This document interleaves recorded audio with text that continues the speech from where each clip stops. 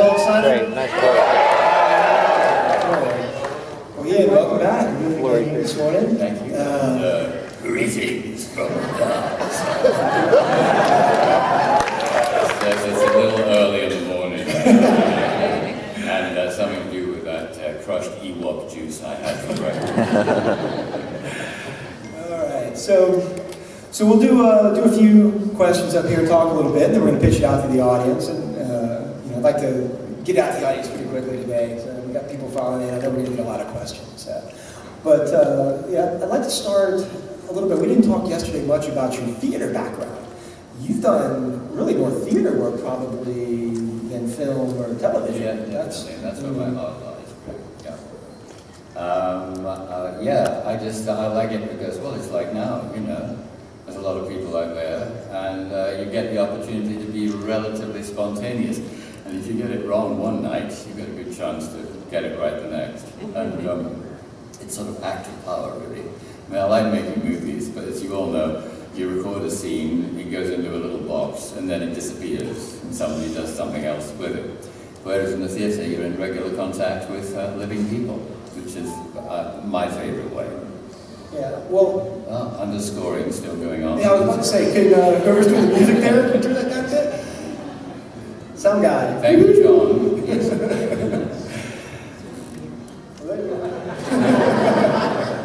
I love John Williams, I do. Yeah. Turn it down just a touch. All right. As long as it's a dark side theme, I don't really mind. So, you're coming from a theater background. How did you get into Return of the Jedi then? I know you've done a couple things. You did Dragon Slayer before that, but it seems like kind of a big jump. It was really out of the blue. And I didn't know much about the Star Wars saga then. I'd seen practically everybody, the first movie, but I hadn't even seen Empire.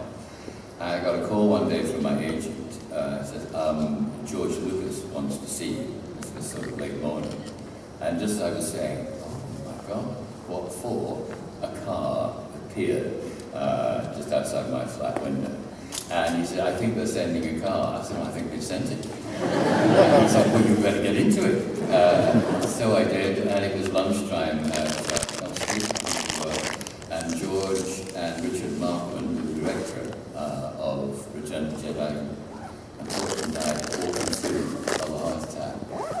They were there, they just finished shooting in the morning, and I had no idea, I guessed it was Star Wars, but I had no idea why they wanted to see me.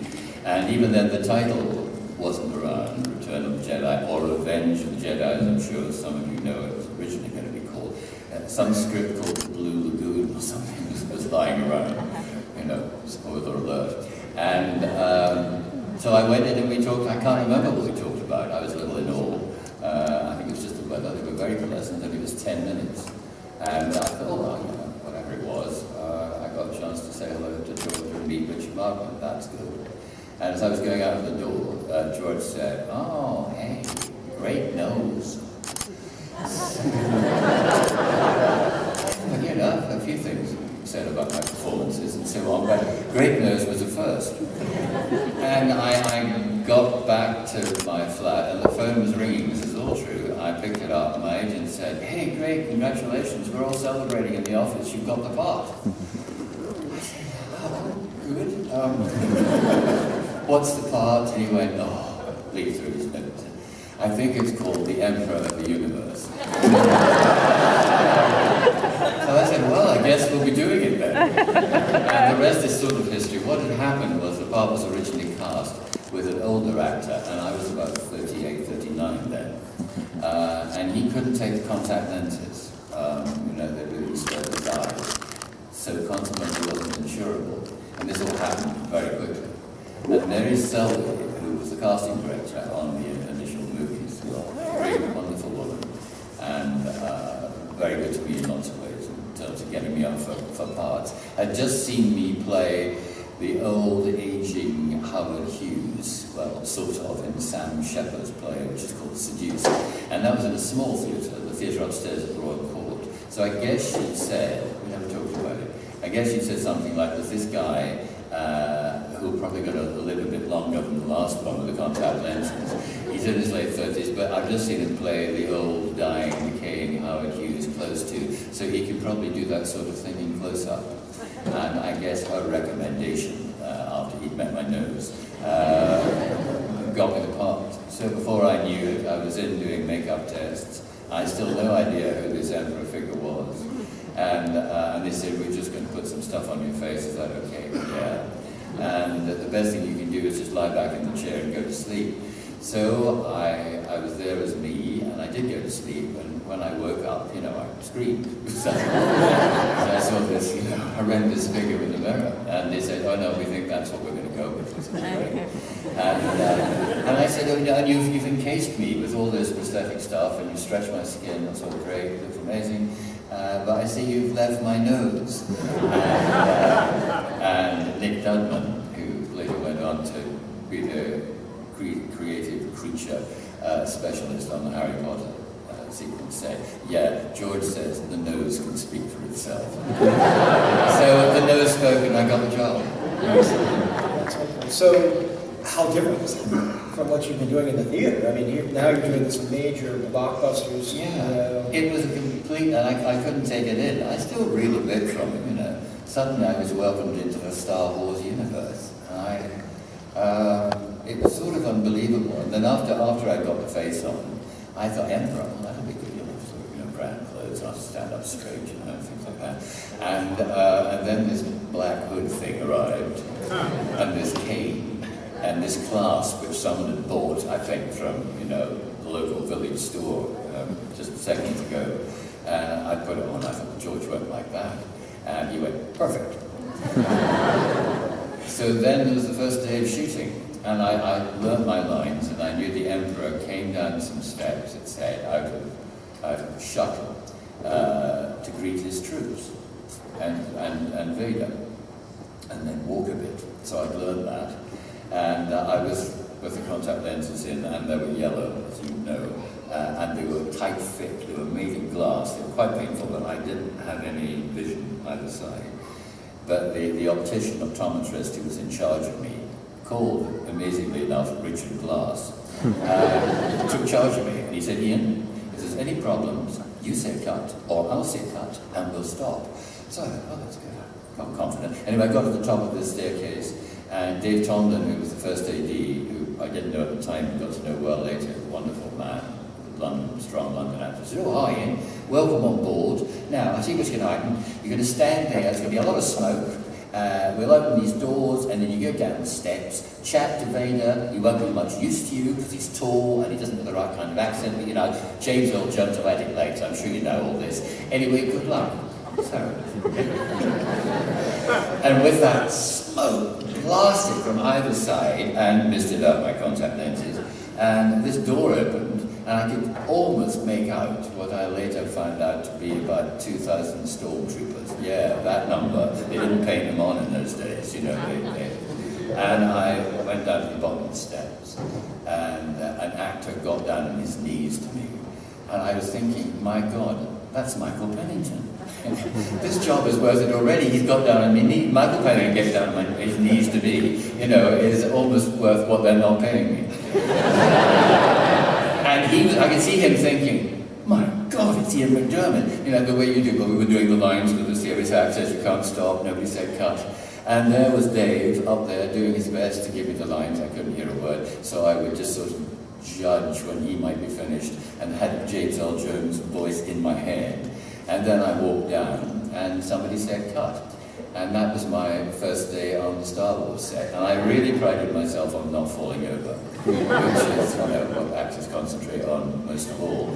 And then after that, it got a bit more believable. But when we did the scene a few times, not many, because they always wanted to move on. And I could see that there's 2,000 stormtroopers, extras, were being policed by little jeeps that were going up and down, saying, stand up straight, take your glasses off, give me that camera. And that went on all the time. And so that was my introduction to an enormous movie. And then after that, I got to go into the Emperor's Great Chamber on a few levels, and that was all really built, that wasn't CGI. And have the scenes with Mark and continue with Dave, and it was a great experience. So after that, for a lot of the Star Wars actors, it was kind of life-changing. They're, especially ones that were unknown before. I mean, they made their careers. How was it for you after Star Wars in those years between the original trilogy and later the prequel? Well, it was funny. I did things on television and the odd movie, and continued to work in the theatre. And of course, I was completely unrecognized, which was good because I was under this 4-hour makeup every morning and didn't look particularly like me. Although I have to say, recently I was at a convention. This guy came over. He said that was a really remarkable makeup because, I mean, the way you look now is what that guy captured. I said, well, you mean the nose? I said, no, the whole face. Well, that's actually kind of a nice segue because, I mean, that is sort of not that you actually look like the Emperor now, but that was what was kind of interesting, and it was potential, but when they did decide to reboot the trilogies, you were at least now old enough to play a younger but older Palpatine. That's right. Yes, I suddenly hit the right age of the character. Having been about 39 when I was playing 120, I was now about 50, playing the guy who was 50 before he turned into the monster guy. So that was a happy coincidence, and George hadn't planned that. And as I say, he's going to cast someone much older to play the Emperor, and presumably, although the prequels weren't in his brain at that time, I don't think, but when he decided to do them, he could have pretty much anybody, to play the young person growing up. But I just happened to be the right age, and so how many years later was it? I don't know, but I got a call. George is in town. He'd like to say hello, and he's at such and such hotel. Would you go along, right? So I went along, and there was George wearing the same checked shirt he wore years ago. And I guess his wife's bought a couple more for him by now. And he said, "Hi, Ian. Do you want to drink something?" I said, "Well, I'll get some water." That'd be great. And he said, "Okay, do you know anyone who wants to play an emperor?" I said, "Well, funny you should say that." He said, "Okay, give the water back. Now, let me tell you about the plot." And then he told me absolutely nothing about the plot, really. But I suddenly thought, he just offered me the job again. Isn't that nice? And that's what George is like. I mean, if he trusts his judgment, trusts the judgment of casting directors and everybody else. But if he thinks you can do it, then the part's yours, and then of course you've got to do it. And he told me roughly what was going to happen in the prequels, very roughly indeed, and that I would be playing this politician, who to all intents and purposes was like any politician, which gives you a lot of scope, one thing on the outside, something else on the inside.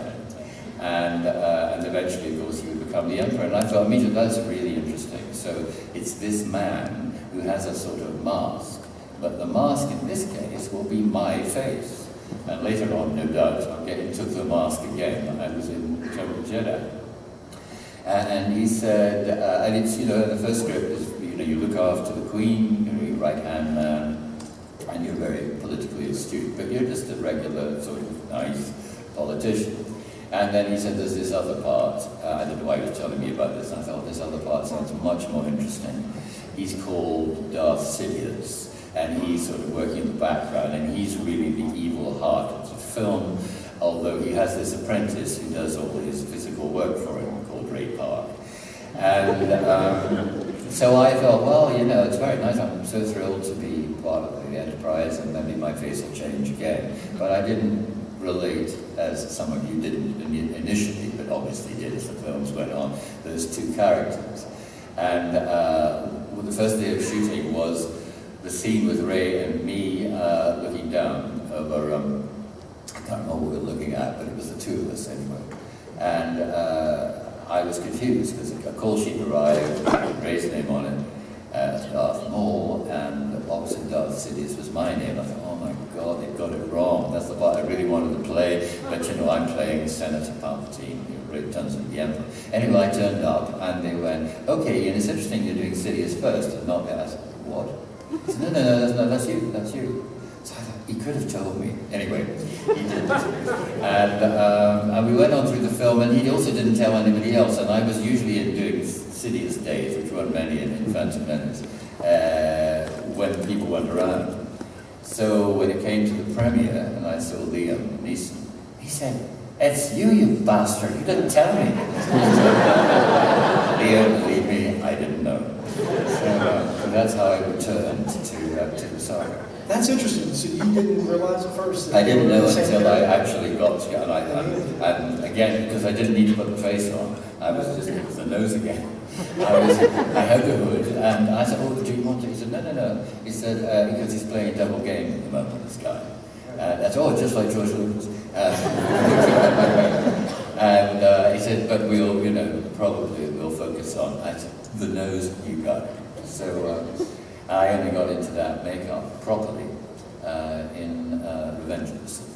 Yeah, that's kind of remarkable to me that you didn't know that, because I think most of the fans, it wasn't like that was really a secret. I know, no, it couldn't have been, just right. we never talked about it. Yeah, that's funny. Interesting. Well, let me ask you this.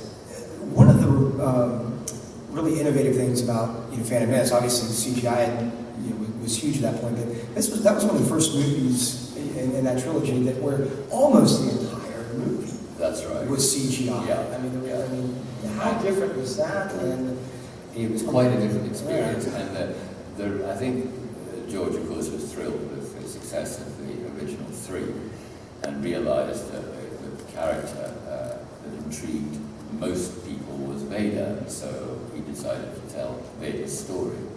I think he'd originally conceived one big movie, well, rather like you would conceive a television series now, but he didn't really think about being six. But that's, and I've forgotten your question. That's sorry. Well, you've got it too, that's good. Yes. Now that I'm 120 years old. Oh, CGI. CGI, well, yeah. Doing all the CGI. George was also waiting with his input, of course, for the technology to improve, so that not just he could tell the story that he thought people would be interested in, but he could tell it in a way that had never been told before, that he would be continuing to be a pioneer, a great film, now of course digital innovator. And he almost had enough of those techniques at his disposal for Phantom Menace. But it was an experimental stage. And I remember Yoda was done to be CGI'd in the first film, but it turned out to be too complicated and too expensive. I mean, really expensive. That stuff, it's got a little cheaper, but it's still very, very expensive to do because of the process and the many people who have to be involved with particular skill. But when I went in to do the initial scenes, of course, it wasn't a tiny monitor, which you usually have, there's someone recording what's going on so the producers and indeed particularly the director can watch. There were giant screens like we have now. And what you were seeing is what you were getting. So it wasn't waiting for the rushes the next day. You would see the scene immediately, play it back, and realize, what adjustments needed to be made. But they didn't know how it would take makeup, how it would, take performance. So it was always very experimental. And we were in these studios, which are now very sophisticated, at Leavesden, just outside London, in Watford. But then they were just being built. And usually when you're making a movie, they're building the next set, further down the lot, maybe in another studio. Well, here, they weren't just building the next set, they were building the studio. So scaffolding poles would regularly come crashing down and make noise. And usually, when that happens, you'd stop, or somebody would say cut, and you'd have another go, and you'd have a word with a builder or something. But the first AD on that said, "Ian, whatever happens, please don't stop.